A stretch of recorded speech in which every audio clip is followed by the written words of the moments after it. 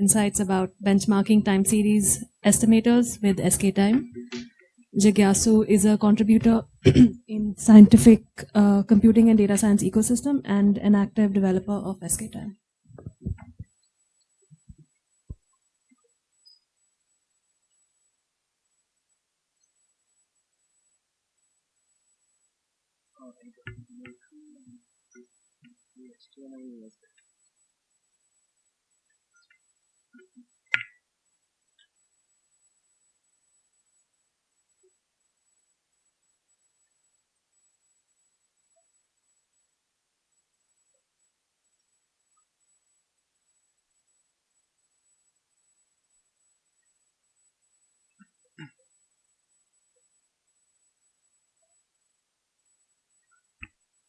Hi everyone, I am Jigyasu and I am an undergraduate at NITA, and also I have been recently made a core developer at sktime. I'll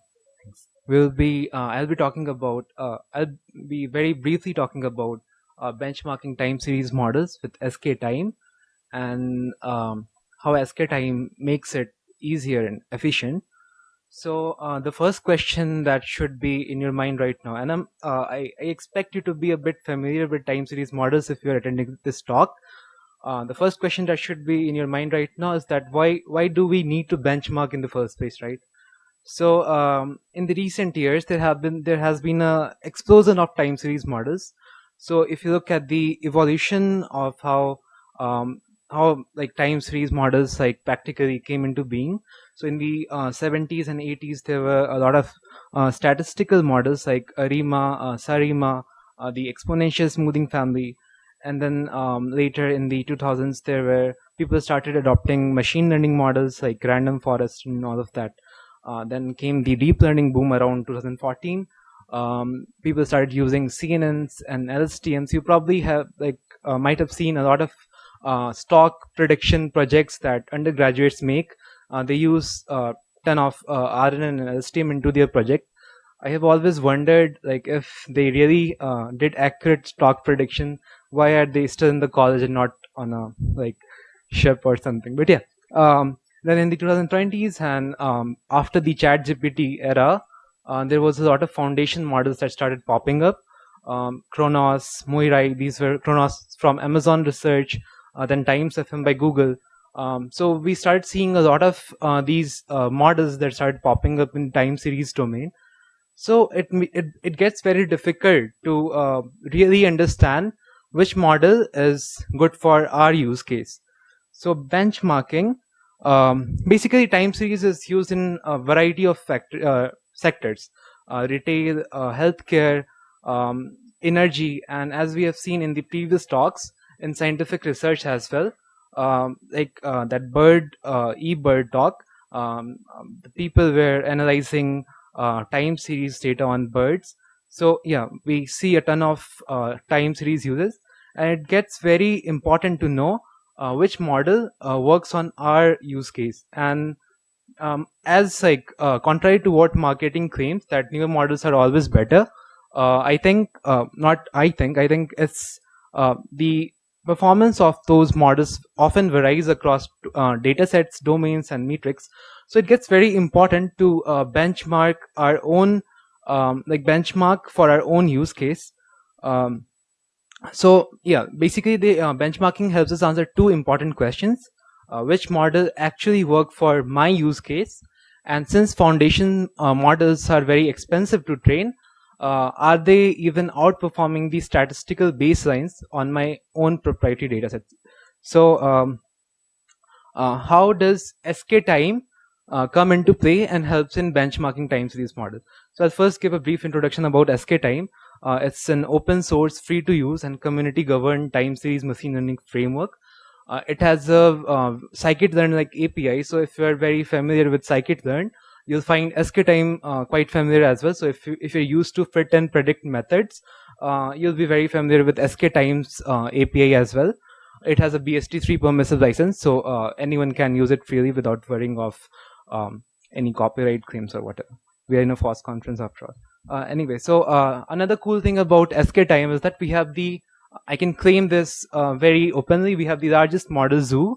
That means you can expect models from 1970s, 60s, and you can expect models from research conferences from late 2024 and early 2025 as well. And they all have a very consistent API. So you can find this estimator overview page on our docs, and you can look up for it's kind of a marketplace where you can look for any models of your choice. And we do not only provide the models, we have dataset loaders for majority of the popular time series datasets in both classification and forecasting domains. So and they are so these datasets are in different formats, right? And to use them consistently, you need to have them in a consistent in-memory data representation. So our loaders convert all those like hundreds of datasets in sktime compatible in-memory representation. So I think that's another cool thing about using sktime. Then we come with why like how sktime helps in benchmarking. So as I previously mentioned, sktime has a consistent API across all models. So if we like in the examples, you can see a foundation model. Basically, it's Kronos, which was recently released by Amazon Research Labs. It has the same interface as that of the naive forecaster, which is a statistical model probably from 60s or 70s. And they have a consistent model, so you don't have to change anything. If you want to change your model, if you want to try different things out, you just have to like change 2 or 3 lines and you're done. You don't have to worry about recreating the entire research interface or whatever. So 2 important things that's important with any benchmarking model is interruptibility and reproducibility. So as a few talks before, I think it was Aftab who talked about reproducibility in science. So we already know how important it is. There are numerous papers popping up every week. So they need to be reproducible, right? So if some research paper on time series claims that their model is topping some leaderboard, we need to check if it really is that good on our dataset in our use case or not. So and the ability to reload from an old state is also very important. So let's say the experiment is broken in between, the model should be should be able to load from an old saved state. So we have this ability in sktime currently.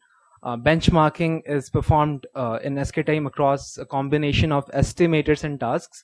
Estimators is basically the models, and tasks can be datasets, metrics, cross-validation strategies. So let's say if you have one model and like 150 datasets, so it would be the one model will be run with all those 150 datasets, and if for the like same way with metrics and cross-validation strategies. So I just have an example run. I cannot probably explain every object in it, but I'll just show how easy it is to benchmark with sktime. So you first instantiate the object, you add the models. There's a benchmark object. You just add the models to it, and then you add the task and get the result. It's that easy. So yeah. And what's next? Currently, we are, as I talked about reproducibility, currently we are working on something called collections. So these collections are basically sets of predefined models, predefined data sets, metrics, cross-validation strategies. Let's say a paper came out. So Bake Off is a paper in time series classification domain that's very popular and often cited. So let's say you want to reproduce the Bake Off paper or want to extend it. You will need to like import all those 160 data sets in a consistent format, all those 60 models used in that paper in a consistent format. So we have come up with this concept called collections, where you can just so we have a proposed vignette for the collection objects, still not released yet, so feedbacks are appreciated, of course. So it would be a predefined collection. You can just load it and add it to the benchmark and get the benchmarking results. So it's that simple. Let's say, and it's also it can also be extended. So let's say if you are academician and you want to test your own algorithm, you want to see how it performs on an established study. So you don't need to set up an entire experiment on your own. You just need to load a collection. You can just extend it by adding your own algorithm, and that's it. You can get the entire benchmarking result. Or if you are an industry practitioner, if you're a data scientist at an industry, and you want to see if a benchmarking study claims something, it really works on your own proprietary data set.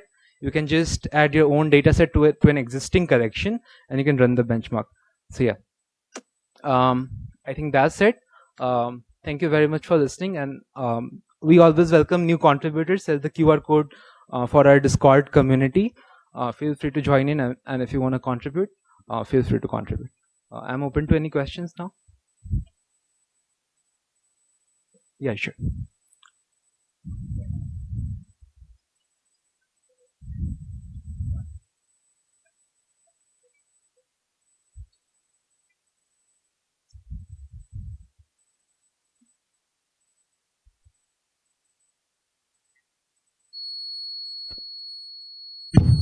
Okay, it needs a hard press. Sorry.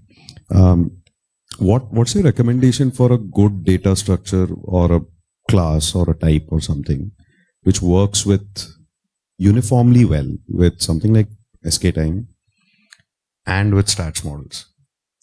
Yeah. So what I mean is, I often find myself going back and forth between using a pandas time series, but that fails in some really weird scenarios because SK compatible stuff expects numpy arrays, and although they may be similar, they're not the same. So what's your recommendation for something that's very compact and where I don't have to manage my timestamps and my values separately? There are two different layers. The first is how these data are stored on the drive, like on the hard drive, and the second is the in-memory data representation. So the hard drive thing, we don't control it. It's from the like provider of the data set. We only control the in-memory representation. So we have these utility functions. So we have something called mtype, with which we have like made it very strict that we only work with this. So if it's a hierarchical data set, we use something called PD multi-index hierarchical. Like we have several of these m types, and we have these converter functions that convert a given given memory representation. It's a numpy array. It can convert to R format, and the loaders we have, it converts those data sets by default. So yeah. Yeah, it's just a m type, so you can use something called to that, and yeah. I'll talk to you if you want to talk to me. I'll talk to you. Thank you very much.